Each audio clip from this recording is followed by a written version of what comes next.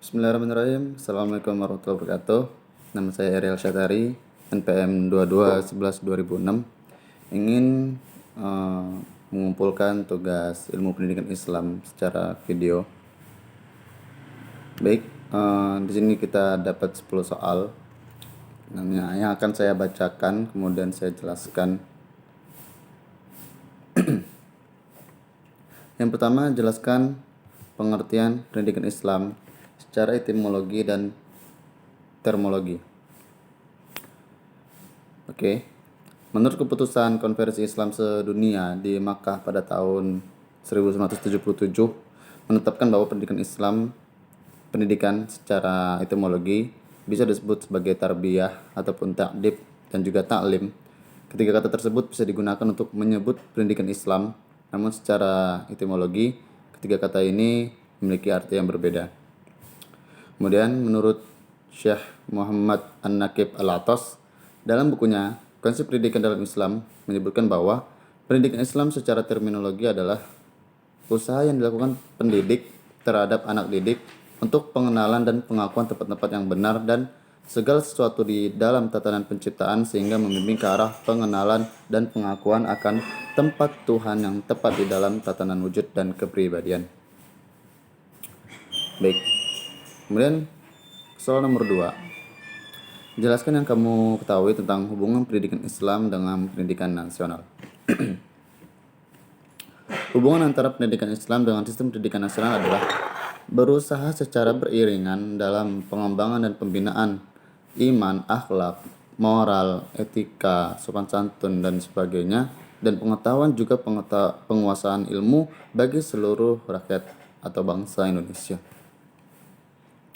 Pendidikan Islam secara ideal memang harus diarahkan kepada transformasi nilai-nilai yang kemudian diharapkan mampu menjadi jalan keluar untuk permasalahan bangsa. Nomor 3. Menjelaskan kedudukan dan peran pendidikan Islam dengan sistem pendidikan nasional. Baik, untuk kedudukan pendidikan Islam, yang pertama itu sebagai mata pelajaran. Kemudian yang kedua dapat menjadi sebagai lembaga pendidikan. Dan perannya dalam pendidikan Islam itu mempercepat proses pencapaian tujuan pendidikan nasional, memberikan nilai terhadap mata pelajaran umum. Baik. Kemudian soal nomor 4. Sumber-sumber dasar ilmu pendidikan Islam itu ada 3. Yang pertama Al-Quran, yang kedua hadis, dan yang ketiga ijtihad atau perbedaan sudut pandang para ulama. Kemudian yang kelima, menjelaskan tujuan pendidikan dalam perspektif pendidikan Islam dari segi keagamaan, keduniaan, dan pendidikan menurut para ahli. Tujuan keagamaan yaitu membentuk insan sempurna yang bertujuan mendekatkan diri kepada Allah Subhanahu wa taala dan menuju kebahagiaan hidup di dunia dan akhirat. Tujuan keduniaan yaitu manusia dapat mencapai kesempurnaan melalui ilmu untuk memberi kebahagiaan di dunia dan sebagai jalan mendekatkan diri kepada Allah Subhanahu wa taala. Kemudian tujuan pendidikan menurut para ahli, di sini saya mengutip perkataan Ibnu Khaldun, berpendapat bahwa tujuan pendidikan Islam berorientasi ukhrawi dan duniawi. Pendidikan Islam harus membentuk seorang hamba yang taat kepada Allah dan membentuk manusia yang mampu menghargai segala bentuk persoalan kehidupan di dunia. Kemudian yang ke-6,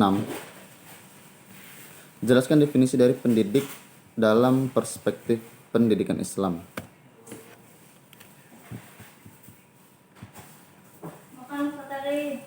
Iya, Bu.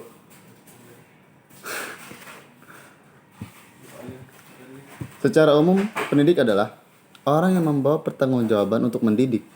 Sedangkan secara khusus, pendidik dalam perspektif Islam adalah orang yang bertanggung jawab terhadap perkembangan peserta didik, baik potensi kognitif, afektif, maupun psikomotorik mereka yang sesuai dengan nilai-nilai Islam.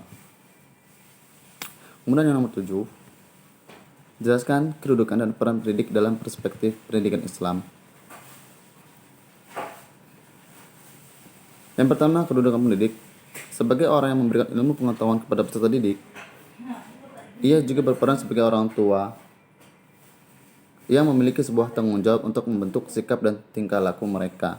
Ini orang tua dalam ideologi ya, bukan biologis. Kemudian peran pendidik adalah orang yang bertanggung jawab terhadap upaya perkembangan jasmani dan rohani peserta didik agar mencapai tingkat kedewasaan sehingga ia mampu menunaikan tugas-tugas kemanusiaannya baik sebagai pemimpin di bumi maupun rakyat sesuai dengan nilai-nilai ajaran Islam. Ya, Bu. Dan nomor 8 di sini disuruh menyebutkan untuk jenis-jenis dan cara-cara pendidikan dalam perspektif Islam. Jenis dan syarat pendidik dalam perspektif Islam. Yang pertama, jenis pendidikan ada pendidikan Islam formal, ya kayak lembaga-lembaga sekolah. Kemudian pendidikan Islam non formal. Nah, ini bisa dalam bentuk keluarga. Kemudian pendidikan Islam informal. Nah, ini bisa mencakup diantaranya ataupun lembaga tapi bukan lembaga formal. Yang saya paham seperti itu. Kemudian syarat-syarat pendidik yang pertama, muslim atau muslimah berakhlak mulia, sehat jasmani dan rohani, peduli terhadap murid dan lingkungan, memiliki sikap terbuka terhadap ijtihad, mampu berkompeten baik penguasaan materi maupun metode. Kemudian yang kesembilan adalah jelaskan peserta didik dalam perspektif pendidikan Islam. Peserta didik adalah individu yang sedang berkembang baik secara fisik, psikologis, dan religius dalam mengarungi kehidupan di dunia dan akhirat. Definisi ini memberi arti bahwa peserta didik merupakan individu yang belum dewasa, karenanya memerlukan orang lain untuk menjadikan dirinya sebagai insan yang dewasa. Dan terakhir yang ke-10, saya percepat. Sebutkan dan jelaskan kebutuhan dan dimensi peserta didik. Dimensi peserta didik ada 7. Adapun ketujuh dimensi tersebut ialah dimensi fisik, dimensi akal, keberagamannya, dimensi akhlak, dimensi rohani, dimensi seni, dan dimensi sosial. Kebutuhan peserta didik yang berupa kebutuhan fisik, sosial, mendapatkan status mandiri, berprestasi, ingin disayangi dan dicintai, curhat, dan mendapatkan filsafat hidup harus dipenuhi oleh pendidik untuk menunjang perkembangan dan pembentukan sikap moral peserta didik sebagai insan yang kamil atau insan yang sempurna.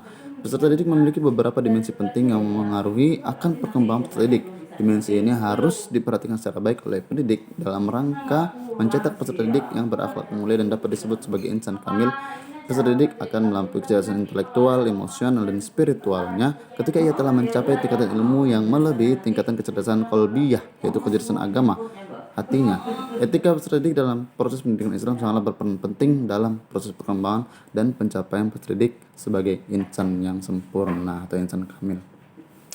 Baik, itu adalah soal dan jawaban untuk ujian mata kuliah Ilmu Pendidikan Islam yang telah saya jabarkan. Mohon maaf apabila ada kebisingan karena ini masih dalam tugas. Baik, saya akhiri. Apabila ada salah kata saya mohon maaf. Assalamualaikum warahmatullahi wabarakatuh.